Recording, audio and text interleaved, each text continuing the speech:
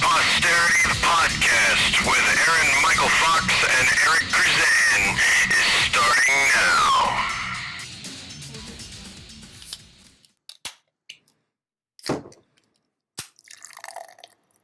Welcome back to For Posterity, the podcast with Aaron-Michael Fox and Eric Crusan. I am Aaron-Michael Fox. With me is Eric Crusan. Yep, that's me. The terrorist, apparently. That's your way of calling me a terrorist without calling me a terrorist. I'll take it. I've been called worse. I'll take it. I'll take Crusan over the right thing to say. Okay, next thing I wanted to get your thoughts on here, Eric. The Target controversy, as it were. Target. The gender. Yeah, thing? the gender thing, the gender neutrality thing. I don't know. Here's the thing. Like, what is it? Is it just clothes or is it toys? Is it anything? Like, it'll just be kids and adults. I don't have it in front of me. I can pull it up, I guess. But from what I hear, it's the toys and bedding department. Yeah, I got it right here. It's like, let's say your son wants to make something in one of those little ovens. You remember to get your sister? You didn't have sisters because I don't know you're spoiled. What this. My first thought is I immediately go back to the portable oven. Yeah, like what was it called? No. I'm thinking the portable oven Olympic torch conversation. No, it's clearly not that. It's that's as soon as I heard you say called? Portable oven, that's immediately what I thought. My sisters had the one. Easy Bake. Yeah, Easy Bake oven. Yeah, I had girl cousins. That will no longer be. It won't be categorized like that. Like G.I. Joes will be Army specific. It won't be boy or girl. It'll just be Army. Right. And gay kid toys will be everybody kid toys. Easy Bake ovens. There's gay kid. Those are gay kid toys. I mean, are they? I'm not. What are they labeled like the? They're not labeled gay kid toys, but if you went and told your friends in the third grade that you got an Easy Bake oven for Christmas, you wouldn't be the most popular motherfucker there, would you? I mean, I don't have any kids. I don't have any young cousins. Nobody wants to come to your house and watch Ally McBeal AMF. It's been, I want to say 2-3 years since I had a girl with family young enough, 7 to 10 range. Well, whatever the kid. I got to put an age limit on it because I don't even know what constitutes a kid anymore. There's no excuse. But I don't. As far as when I was growing up, I don't recall walking down an aisle and seeing a rainbow flag over a section. Because there wasn't, but you knew the Easy Bake ovens weren't for you. Not necessarily. I think that's the whole point. That is the point. That's what I read as labeling a toy as one or another means, well, you're not supposed to play with this. And I don't know, that kind of makes me, who says? Who says I might not want to make a fantastic lasagna in my Easy Bake oven? You're not making a lasagna in the Easy Bake oven, first of all. I'm not. You can't make a lasagna in the Easy Bake oven? Make brownies and cakes. So what's the point of the Easy Bake oven? So the kids can bake stuff for their parents, I guess. But I can't get a baked spaghetti. I'm sorry, but there's an Italian festival tomorrow outside my building, so I've got Italian food on the brain. I apologize. I'm stuck on baked spaghetti and lasagna, but but that's pretty much what the Target thing is. Oh my God! I wish you could see Eric's face on that. So disgusted. What was That's pretty much what the Target thing was. It the gender? Oh no, it's the Easy Bake oven is what did it. Yeah, that was my example that you clearly took off running with. I'm gonna need that back later. Any specific toy, like that. Though, I guess like Barbies are just gonna be dolls now. I mean, I don't. I mean, I don't have a problem with it, but I was raised different. See, that's the thing. to me, it doesn't like I had. Let's see, I had one male cousin, 2 years older than me, and 3 girl cousins. One same year as me, 1 year behind me, one I'm going to say 6 years behind me, something like that. So I mean, there were plenty of family gatherings where it was just I was the only guy, quote unquote. I mean, in my mind, I was a boy, but in my mind, I was the only man in this woman world at the little kids table. And I mean, I remember plenty of times hanging out at my cousin's house, turning Barbie and Ken dolls, but into G.I. Joe characters, into X-Men characters. The fact that it was a Ken doll wasn't relevant. And I remember the girl cousins getting really upset that I was playing with Barbie dolls, but I wasn't playing Barbie. I was hooked on the Corvette, that pink Barbie Corvette. Like, the fact that it was pink didn't really do it for me, but it was a freaking Corvette, which I really dug. So, I mean, that was a constant argument as a kid over. I took the Ken doll and the Corvette and was doing my thing when we were supposed to be playing Barbie. So what difference does it make what label we put on it as to who's supposed to be playing with the toy? It doesn't.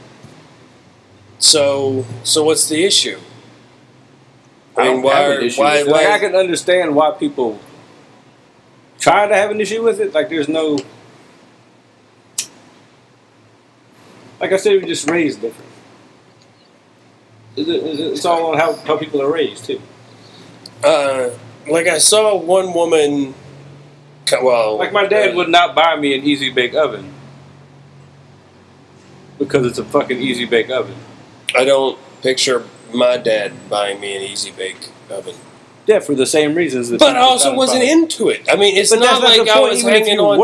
It's not like I was hanging on Mom's purse strings. That could have been number one on my list, and I wouldn't have got an Easy Bake strings. I mean, I feel like my parents, regardless of kind of where they would fall on an individual issue, they basically would go, all right, that's what my kid's into, so all right. I mean, Dad never gave a damn about soccer until I started playing soccer, and then 3 years into it, he's coaching. So, I mean, to me, it's like, what is the argument with the parents, particularly the grandparents? This one old woman saying on Target saying, well, how am I supposed to know where to find gifts for my grandkids now? I've got so many grandsons and so many granddaughters. How about you get to know your kid and buy them something specific to them rather than whatever the gender-specific societal requirement is? Yeah, I guess if you want to buy Timmy an Easy Bake Oven when he's 6, that's cool. But, you know, what if little Timmy is little Emerald? And he's going to have a show. I'm not saying it's a bad thing, but it was taboo back then. Like, that's not, you didn't do, like, what's next? But that's what I'm saying. Next he's going to want condoms and anal beads. That's what's coming. That's how old people look at it. This year, I'm buying an Easy Bake Oven. Next year, who knows what? And who knows exactly what in their mind. They won't say that exactly. But this is step 1 to balls deep.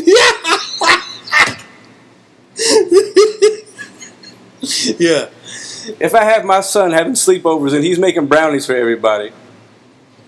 Well, okay, so that's not brownies. That's step 1. Is a thing because, like, I mean, obviously we proved my first thing going to an oven is Texas toast, garlic bread, lasagna, baked spaghetti, baked macaroni and cheese. I mean, I live off my little toaster oven on the countertop. So I'm immediately going to, so what's wrong with an oven? But the fact that it's brownie specific, I Just don't. for making cakes and I'm brownies gonna and say- cookies and stuff like that. Well, cookies. I've made a lot of cookies. Not that I've made them from scratch. The Toll House, the little tube that comes like a sausage that you just squeeze out and then shove in the oven. I've made a few of those. I've never made a cake that turned out right. One cake that I made. Actually, this is the only cake that I made, and it didn't turn out right. Was for J Medicine Hat, and it was supposed to be a giant cake, a giant pile of cocaine-shaped cake, is what it was pretty easy supposed to to be. actually. That's what I thought, but it turned out not to be. And basically, You can just put the ingredients in a pile and be like, "Here, I made you a cake." I tried to shape it into what would once it rose, it would become like a pile of cocaine, and it didn't work at all. I ended up with just an amoebus blob that I then cut apart or tore apart and piled up together, and then just poured powdered sugar all over it. So, if you tried to cut it at all, it would just fall apart because it was just pieces of cake piled on top of each other. What does this have to do with you having little gay parties that you sleep over?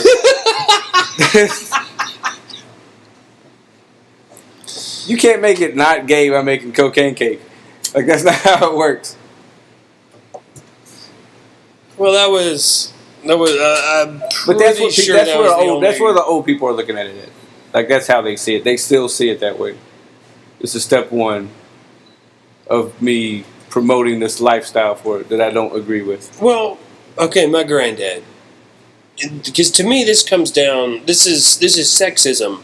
Really, if you get at its core, it's these things are for men to do, and these things are for women to do. Yes. That is at its core what it really is. And it really reminds me of my granddad, World War II veteran, good on him on a certain level. But He made a decent white man. won't cook a damn thing for himself. And when I say cook, I mean turn the microwave on. Setting a hungry man dinner in the microwave and hitting 2.5 minutes or whatever the hell a hungry man dinner is. That is cooking. That is women's work, and he will not do it. The number of times he's talked to something that he's come over for Thanksgiving dinner or Christmas or Easter or whatever the hell, and mom will send him a little care package home, and he'll come back talking about how much better it was hot. And mom will say to him, I gave you an instruction for each, I wrote down, put each thing in the microwave for this amount of time, put it on the plate together, and it will taste exactly the same, more or less, as what you got here. And he won't do it. He eats it cold, straight out of the refrigerator, because heating it is women's work. So on a certain level, I look at people getting their dander up over boys using an easy bake oven, and I go, welcome to the 21st century. I mean, girls use BB guns, boys use easy bake ovens. I don't see what the hang up is. There shouldn't be one, but you asked why there was one, and I told you why there was one. I'm not justifying it. I'm just telling you that's why it is the way it is. Because people are so set in their ways. Old people. No, there's younger people that still think that way because they're raised Influenced by old people. Yeah, they're still trying to keep it alive. Sexism, racism, all comes from old people not willing to let go of an argument. Yeah, fair enough. Okay, the next thing I wanted to get your thoughts on, Eric. Are you familiar with this group called the Oath Takers? Or, I'm sorry, the Oath Keepers? No. That sounds like something I'm not supposed to know about. I don't want to assume, but it might very well be exactly that. The Oath Keepers is an American organization associated with the Patriot Movement, which, its members are current and former U.S. military and law enforcement. They encourage their members to disobey any orders they believe violate the Constitution. The group is best known for its controversial presence in Ferguson during the Ferguson protests. An all-white group showed up with full body armor and AR-15 rifles, supposedly to defend the local businesses, basically from the black people.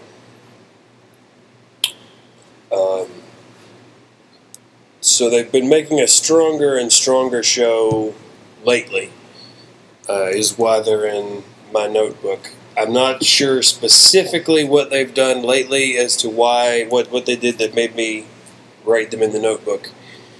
But what's your thoughts on this? On cops, military, and ex-cops, ex-military, swearing to defy the government in Washington over their view of the Constitution? Doesn't that technically make them terrorists? Well, they are listed as a militia group. Let's see. Because I know during the Ferguson riots, they staked out sniper positions on rooftops, despite the fact that local law enforcement asked them not to.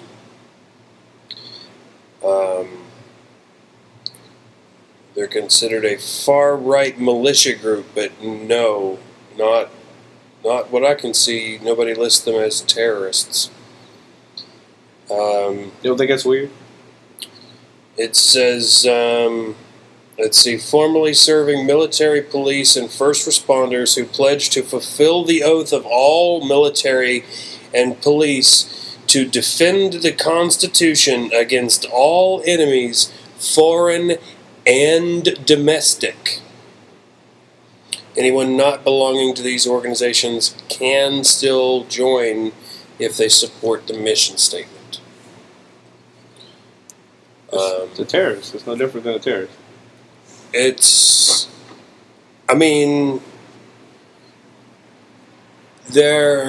They're protected to a certain extent by the First Amendment. They're protected by the Second Amendment. They're protected by, I believe it's the Fourth Amendment, the right to peaceably assemble. But once something you're protected to peacefully assemble. So why do you need guns to peacefully assemble? The fact that you're packing, the fact that you're dressed in body armor and carrying AR-15s implies to me that you're at least envisioning a non-peaceful assembly. Yeah, that's what I said. Why do you need guns for if you're assembling peacefully? So how does that fall? Because, the law can't arrest you for intent to commit a crime. Well, that's why they were allowed to stand out in front of the recruitment officers after the shooting. Because that's what they were doing. They were doing the same thing.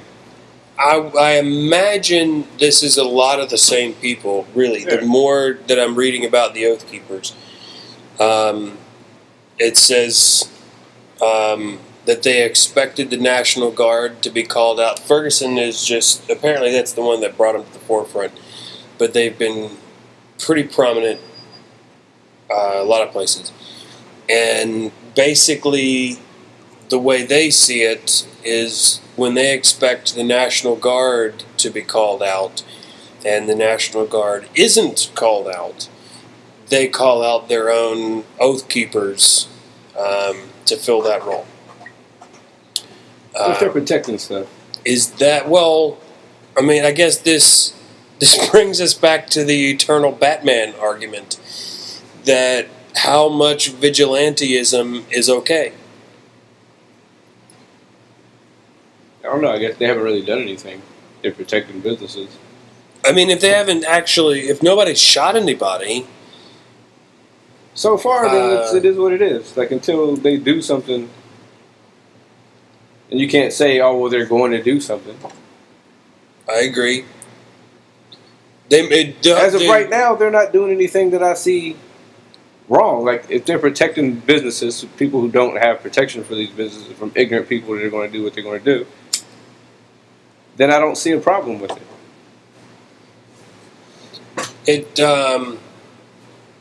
I don't know, it kind of amazes me how we've switched positions on this since, I guess, episode 4, talking about the open carry in front of recruiting centers. It's kind of funny to me that we're on opposite sides, because I feel like it increases the likelihood of something happening by the presence of people in body armor with scary-looking guns.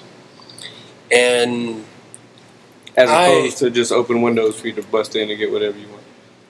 Well, no, I think, well, first off, I mean, because there's a number of, I mean, all of these situations have been handled differently. Ferguson as opposed to Baltimore, as kind of the figureheads. When the mayor of Baltimore said that the police were backing away to give people who wish to destroy space to do so, that was incredible to me. I'm still flabbergasted that that's something that a mayor of a major city, or even, damn it, if my hometown mayor, which is 1,500 people, said we were giving people space to destroy, I guarantee he wouldn't be reelected, and they would figure out some way to impeach or throw him out of office for whatever reason, because that's an asinine thing to say. It's kind of a get it out of your system type thing you're going for. I mean, if the mayor of Baltimore thought that people's livelihoods, people's businesses could serve as a punching bag for the disenfranchised lower classes of Baltimore, that is an incredibly unfounded view. Baltimore mayors don't really have the best track record. They don't. They really don't. They really don't. What is the singular standout in Baltimore mayoral history over the last 20 years? Martin O'Malley, and he ended up as Tommy Carcetti in The Wire. It's just not good Baltimore. No, not smoking crack. Good.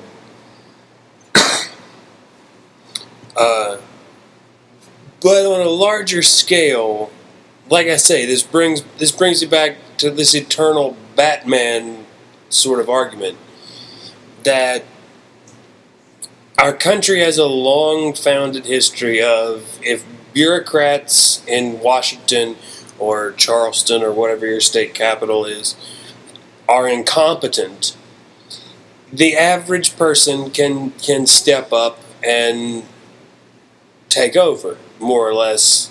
Common sense can and has the power to step up and take over. But at what point do we allow the average citizen to decide our government doesn't know what they're doing?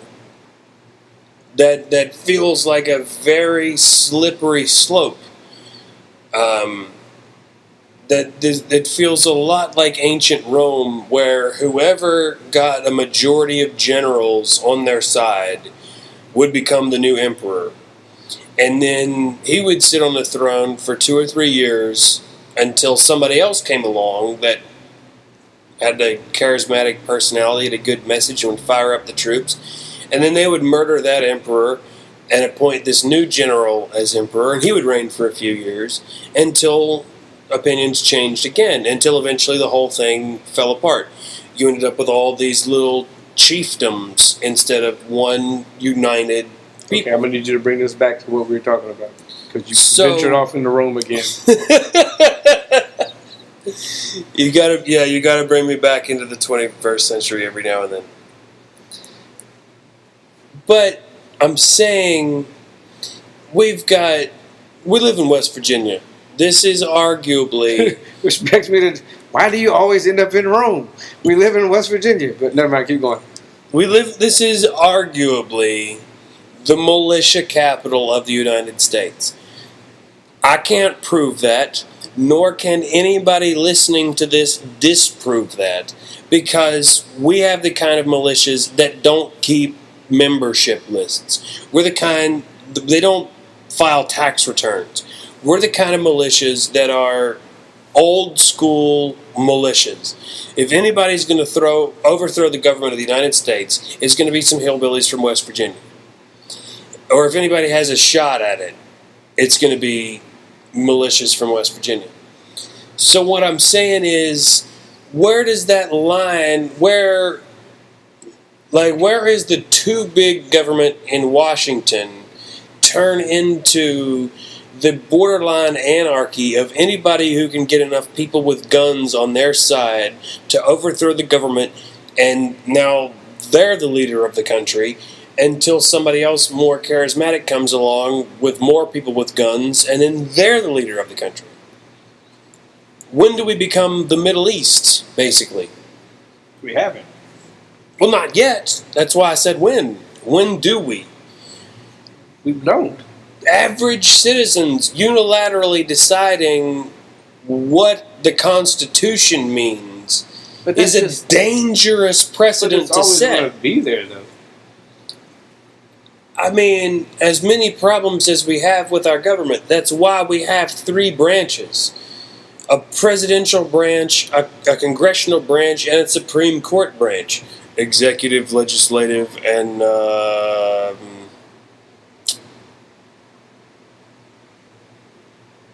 no idea what the official term is for the other one. I was going to try to sound smart there, but it didn't work. But that's why we have three different branches. And you can argue that the system has been screwed up, and I would argue that it has. At the moment, it's not working necessarily well. But that's why we have the checks and balances between the three different branches. Is so that one person who happens to have good speaking ability can't just change the way that everything's done.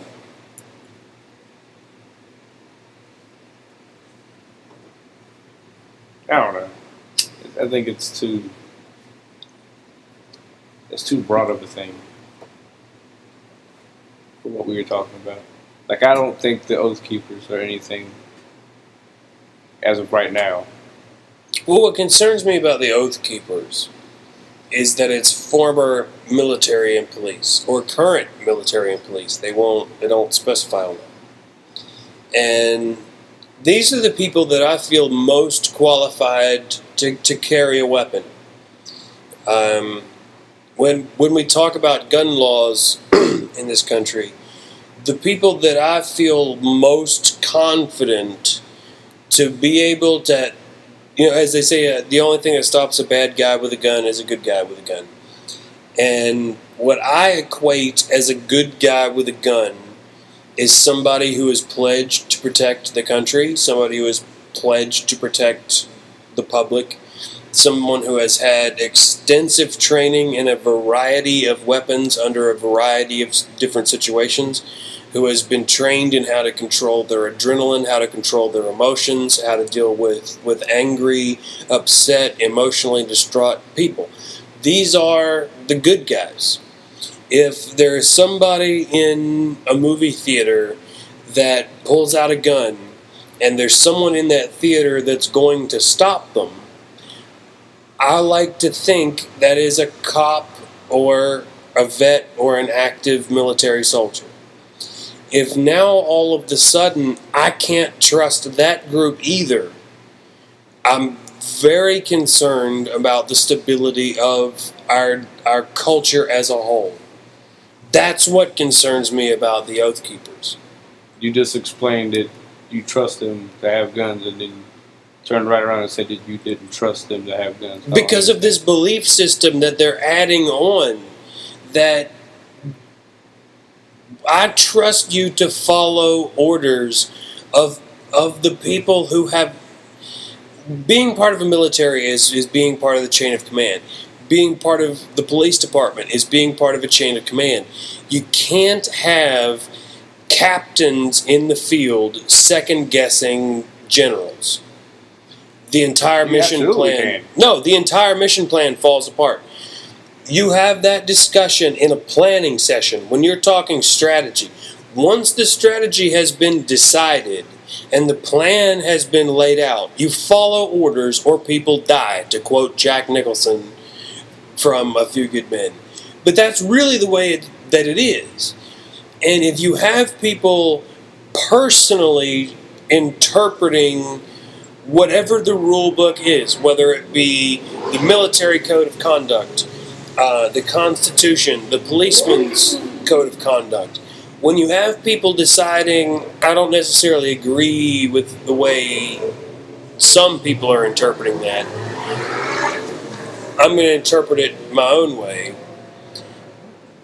that scares me. Well, I don't want to say that it scares me.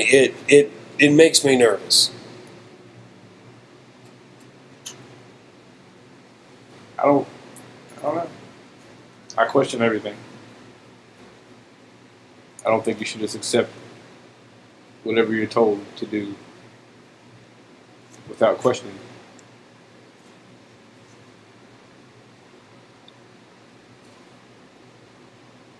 I don't know.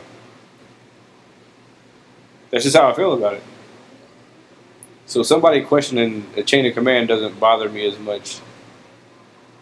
I mean, I guess it should bother me because they should all agree on what they're doing. But I completely understand why somebody would not. Like, I don't understand how anybody could blindly follow somebody into something if they didn't feel right about it, just because that person said it was okay.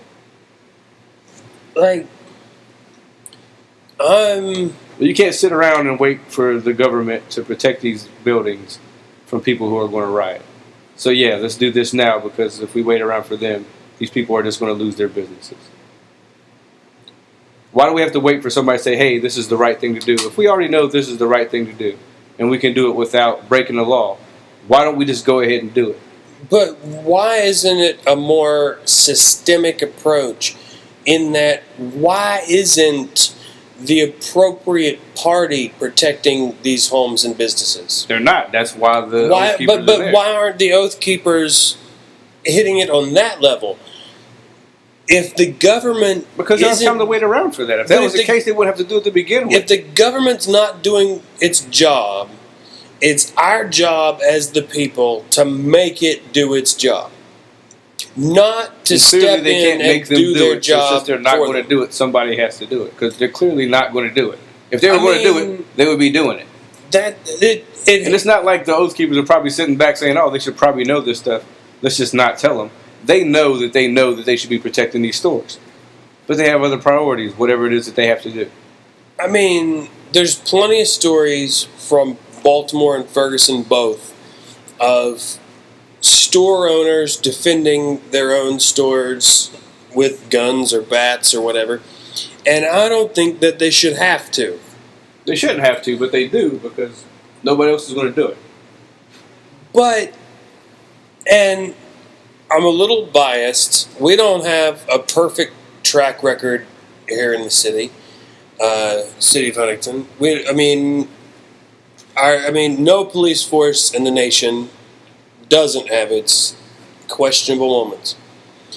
But I feel reasonably confident that something really, really out of the ordinary would have to happen for an equivalent riot to break loose in Huntington. because our police force seems to know how to shut down wild crowds. A quick game day example is Morgantown on game day to Huntington in game day. First off, our fans aren't setting dumpsters on fire and rolling down the street in the first place. But if they were, our police department, I've seen them in action to know, they know key intersections, they know key locations where they can set up a strong police presence that will prevent the mob from being able to form in a location where they can do that type of damage. You might be able to form a mob that parades around Ritter Park, but you're not going to be able to form a mob that parades around downtown, breaking downtown storefront windows. That's not going to happen. I can't say 100% because nothing's 100. I feel 99% certain that the Huntington Police Department would never allow that to happen. So, if our government agencies fail us, I applaud the effort to step in and try to plug the gap, but that's not a systemic fix. That's a one-time thing. The Oath Keepers seem to be... Yeah, it should be a one-time thing. Yeah, they seem to be of the mindset that our government long-term can't handle its business, so we need to step in with guns and take over. And that's the part that really concerns me. That's not what they said or did. That's how you interpreted it. Which is another thing that's fucked up with the media. You just saw this is the next evolution. I've got very little. This is the next step. You know, first they're here with guns, protecting businesses. Next thing you know, they want to rule the country. That's your next logical step. No, I don't. 1 minute my kid's making brownies. I don't watch mainstream TV. Sleepover. He's fucking drag queen. I can't even name you, other than Fox News, I can't even name you a mainstream media source because I don't watch it. None of this is coming to me. But I'm saying, you saw what they were doing, and automatically your next step was, they wanted to take over. No, I saw what they were doing, and I looked at the website, I looked at... And you saw where this could lead to. Yes. That doesn't mean it's going to lead there. No, I'm not saying that it's going to. So don't treat it like it's going to. I'm saying that it could. This goes back to mind your business. Until they do something that makes you say, hey, this isn't cool, then let them do what they're doing. They haven't put any Jews in concentration camps yet. We shouldn't worry. Estimated somebody. They're just talking about Jews in concentration camps. Until they actually put somebody in a concentration camp. They can talk about all they want. Speculation. They start gathering people up.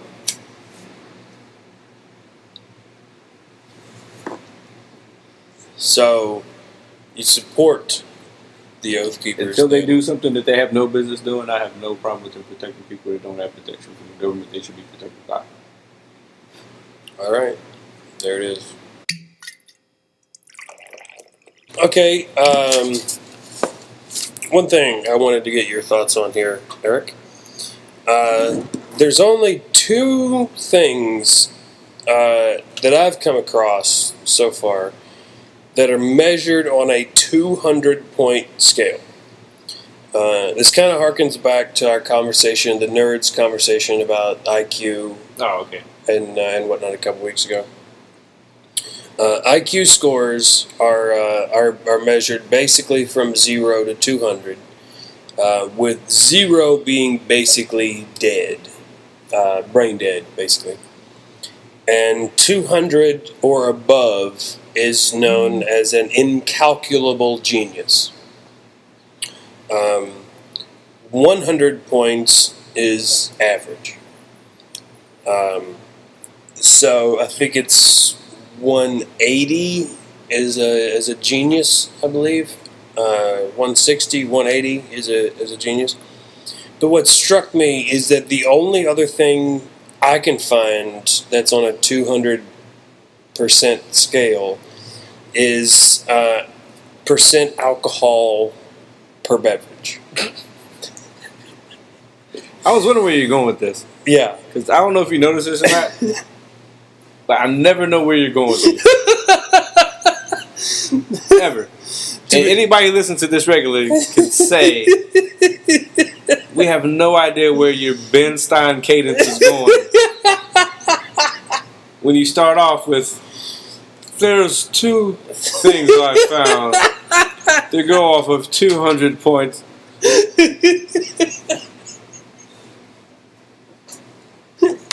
Like, I should never feel like I should be taking notes when you're setting up a subject.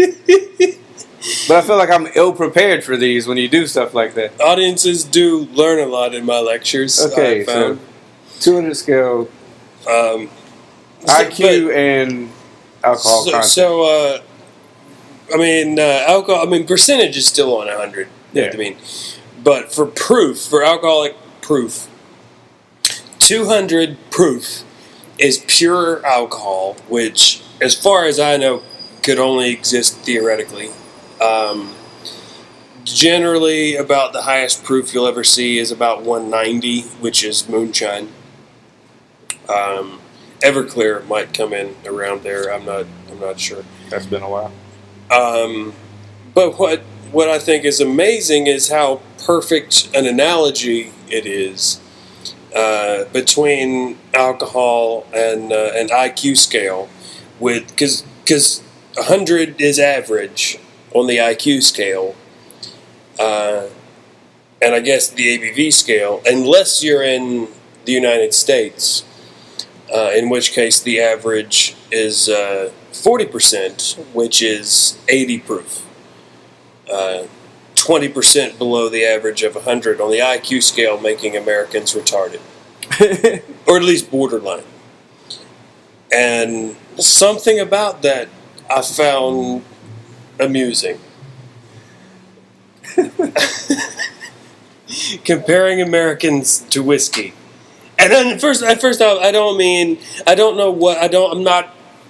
if you have a family member or if you're a person with a mental disability, I don't mean to offend with the word retarded.